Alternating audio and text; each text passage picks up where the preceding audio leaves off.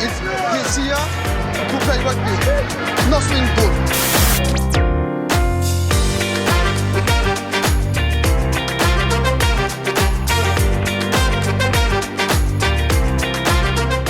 Bienvenue dans ce nouvel épisode du Hora Rugby. Aujourd'hui, on va parler de la 3e journée des 6 nations et de la 16e journée du top 14. L'Irlande est toujours première au classement et bien partie pour gagner. Aujourd'hui, ils reçoivent le Pays de Galles. Ouais, le Pays de Galles, on verra à la compo. Après, ensuite, il y aura Écosse-Angleterre. Et demain, il y aura France-Italie. La France qui est 4e à 4 points, qui est encore derrière l'Écosse, malgré l'avoir battu il y a 2 semaines. Voilà. Pour la compo de la France, on l'a dit dans les colonnes de ce journal, Tuilagi allait être titulaire aux côtés de Cameron Waukeez. C'est plutôt logique. Ça fait un axe droit. Ouais. On a vu un article de Rugby-Rama, un axe droit à quasiment, je ne sais plus ce qu'il disait, à plus de 300 kilos. Avec Tuilagi et Antonio, plutôt impressionnant. C'est François Cross qui passe en numéro 8 suite à la blessure de Grégory Aldrit. Il va jouer avec Boudéan qui est titularisé. Sur le banc, à ses postes, on va retrouver le retour, donc il y aura le retour de Romain Toffunois et il y aura, je ne sais pas vraiment comment il va gérer, mais Alexandre Oumad va sûrement rentrer en 8. Enfin, il y a pas mal de solutions. Il était même rentré en 4 si je ne me trompe pas, face à l'Écosse. Et il y a aussi la première sélection donc, d'Esteban Abadi, qui est remplaçant aux côtés de Lola Le Garec et Moefana, donc un banc en 6-2, sinon il n'y a pas beaucoup de changements. Côté italien, on retrouve quelques joueurs qu'on connaît. La charnière, donc c'est Pagerello, le joueur donc ancien toulousain qui joue à Oulu Rugby, à Lyon, qui va jouer donc avec Garbissi, et Monty Ioane qui est l'ailier du Loup, Federico Mori qui est le centre de l'Aviron Bayonnais, qui impressionne depuis le début de saison, et on retrouve bien sûr Ange Capozzo. Devant, il n'y a pas le retour de Negri encore qui est blessé, mais bon, sinon c'est du classique, un Canonné, Ruzza, Lamaro capitaine. Pour les autres matchs, comme on l'a dit, l'Écosse reçoit l'Angleterre à Murrayfield. L'Écosse qui torche l'Angleterre depuis pas mal. Je crois que sur les 5 dernières confrontations, il doit y avoir 2 ou 3 victoires pour 3 victoires, je crois, 3 ou 4 victoires même pour les Écossais. Il n'y a pas beaucoup de changements, à part que Kyle Rowe, donc l'arrière qui a failli nous crucifier d'ailleurs l'autre jour là, avec une percée, heureusement qu'il se fait reprendre par Jalibert dans les dernières minutes là. Et il est remplacé par Black Kinghorn, donc le Toulousain. Sinon, pas d'autres changements, à part peut-être le retour de Jamie Ritchie qui n'avait pas joué contre la France. En face, plusieurs retours par contre là. Truc intéressant, on a George Furbank titularisé en 15, donc à la place de Freddie Stewart qui est même pas sur le banc. Il préfère faire mettre Emmanuel Feyo-Wabosso là, l'arrière le 3 Carrel d'Exeter à l'arrière. Sinon, Tommy Freeman, Henry Slade qui va être aligné avec Ollie Lawrence, enfin. Le joueur a vraiment été impressionnant pendant cette Coupe du Monde. Vraiment hâte de voir ce qu'il donne, surtout qu'on l'a vu jouer à Bath contre Toulouse en Chopin Cup, et il a vraiment été bon. George Ford Daniker, et le Mitchell, donc le demi-mêlée de Northampton, est forfait.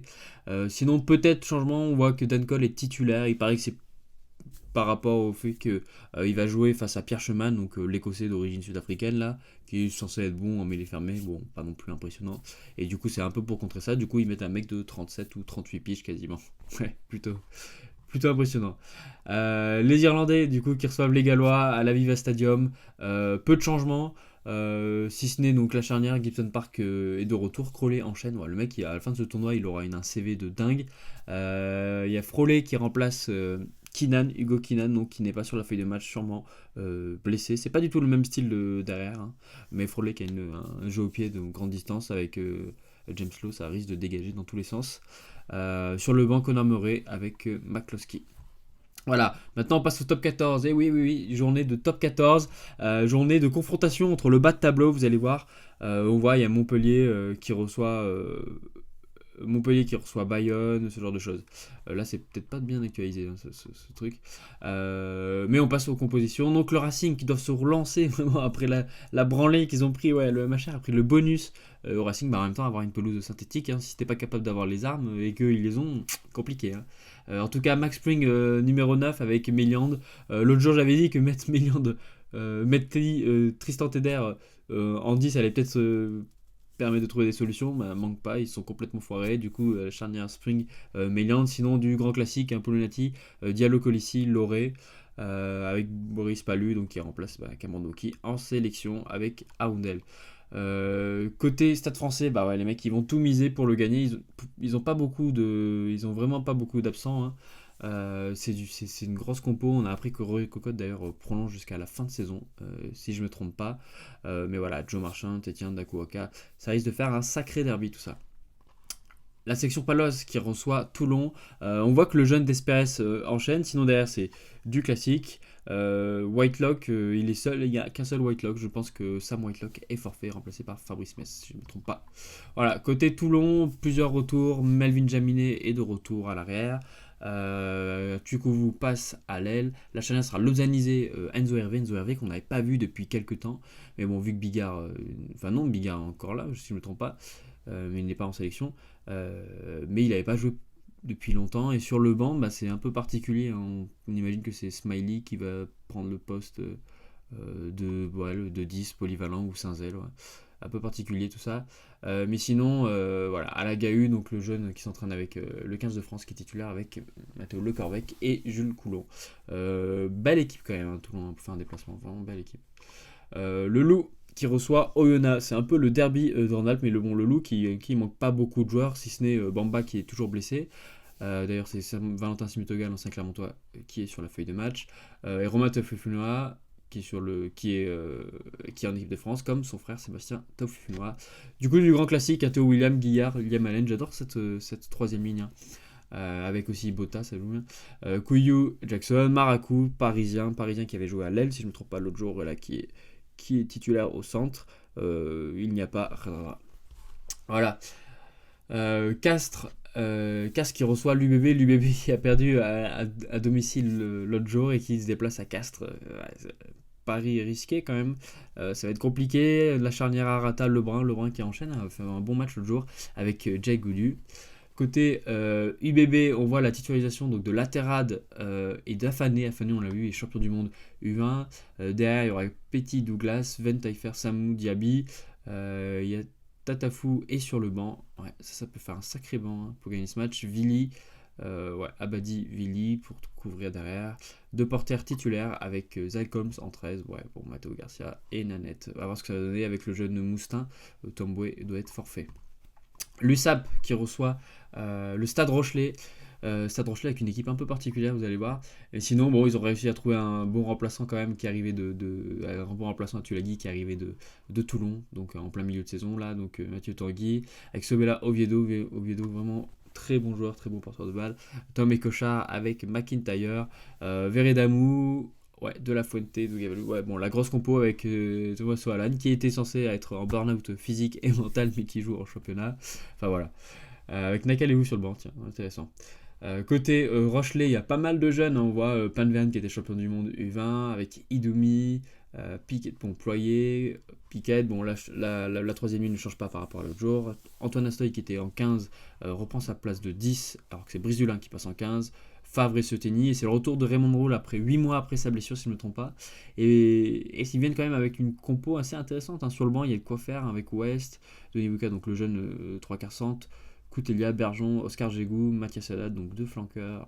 Ouais, ça donne pas beaucoup de solutions quand même en seconde ligne, mais bon après on sait que Cancorier peut monter dans la cage s'il faut.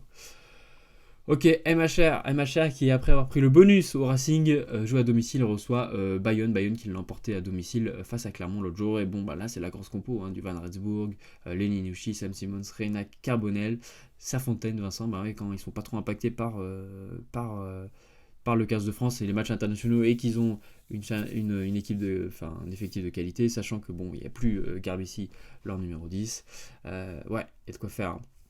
Côté bayonnais, grosse équipe hein, pour le déplacement. Facundo Bosch qui a fait une super entrée face à Clermont l'autre jour. Thomaset, Huguet, Egui, Bruni, donc eux qui étaient tous. Non, il y a peut-être Egui qui a joué un peu l'autre jour remplaçant face à Clermont, mais ils étaient tous au repos. Titularisation donc de la Garay en numéro 10. Martok et Binata Garay, donc le 3 Carrel qui passe au centre. C'est Calandré qui prend sa place et Tibérien enchaîne. Voilà, c'est tout pour les compos. On va quand même regarder un peu les transferts. Et ce qu'on apprend, c'est que Leninushi va sûrement prolonger. Hein. Bon, et c'est pas fait, mais bon, son dossier passe un peu circule. Je crois que c'était La Rochelle qui va le recruter. Mais ça va être quand même. Ça m'étonnerait qu'il le laisse partir une pépite pareille. Carras va arriver en joker, ouais.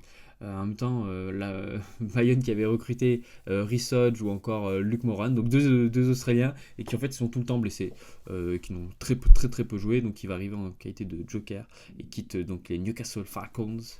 Mathiron, donc l'ailier là aux cheveux longs là, qui est prêté à Nevers, va rester à Nevers encore une saison. Il a joué centre d'ailleurs hier face à Mont-de-Marsan, vraiment intéressant comme joueur. Tamboué finalement va rester à Bordeaux, il était annoncé en partance, donc Clermont avait fait une offre et il avait visité les locaux de La Rochelle. D'ailleurs Toulon était aussi intéressant, on dirait. Mais finalement il est parti pour rester, donc il pourrait faire la doublure de Penaud ou Bielbarré. Ouais, drôle de challenge. Nakarawa devrait prolonger, Nakarawa qui enchaîne pas mal cette saison. Et voilà, c'est à peu près tout pour aujourd'hui. Ouais, l'Ulster qui a limogé son entraîneur, il faut le dire, parce que c'est quelque chose d'assez rare dans les provinces irlandaises. Voilà, c'est tout pour aujourd'hui. On se voit lundi pour débriefer tout ça. D'ici là, passez un bon week-end. C'est ton destination, c'est la folie. On se voit lundi. Ciao.